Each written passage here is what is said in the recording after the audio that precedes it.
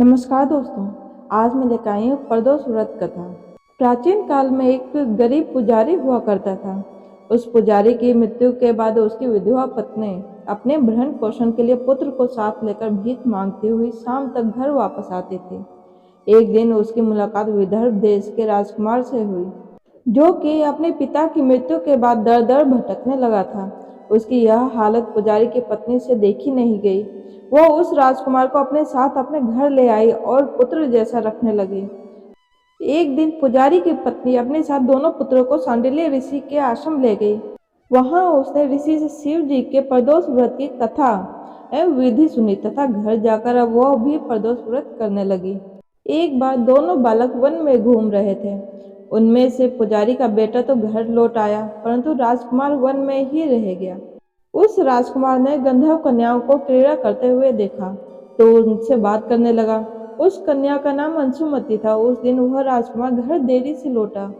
राजकुमार दूसरे दिन फिर से उसी जगह पहुंचा जहां अंशुमति अपने माता पिता से बात कर रही थी। तभी अंशुमति के माता पिता ने उस राजकुमार को पहचान लिया तथा उससे कहा कि आप तो विदर्भ नगर के राजकुमार हो ना, आपका नाम धर्मगुप्त है।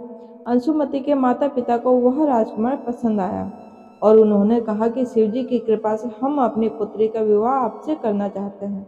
क्या आप इस विवाह के लिए तैयार हैं? राजकुमार ने अपनी स्वीकृति दे दी तो उन दोनों का विवाह संपन्न हुआ। बाद में राजकुमार ने गंधर्व की विशाल सेना के साथ विदर्भ पर हमला किया और घमासान युद्ध कर विजय प्राप्त की तथा पत्नी के साथ राज्य करने लगा।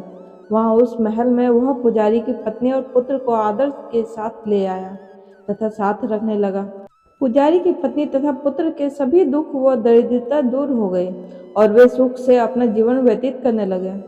एक दिन अंशुमति ने राजकुमार से इन सभी बातों के पीछे का कारण और रहस्य पूछा। तब राजकुमार ने अंशुमति को अपने जीवन की पूरी बात बताई और साथ ही प्रदोष व्रत का महत्व और व्रत से प्राप्त फल से भी अवगत कराया। उसी दिन से प्रदोष व्रत की प्रतिष्ठा व महत्व बढ़ गया तथा मान्यता अनुसार लोग यह व्रत करने लगे। कई जगहों पर अपनी श्रद्धा के अनुसार स्त्री पुरुष दोनों ही यह व्रत करते हैं। इस व्रत को करने से मनुष्य के सभी कष्ट और पाप नष्ट हो जाते हैं एवं मनुष्य को अभीष्ट की प्राप्ति होती है।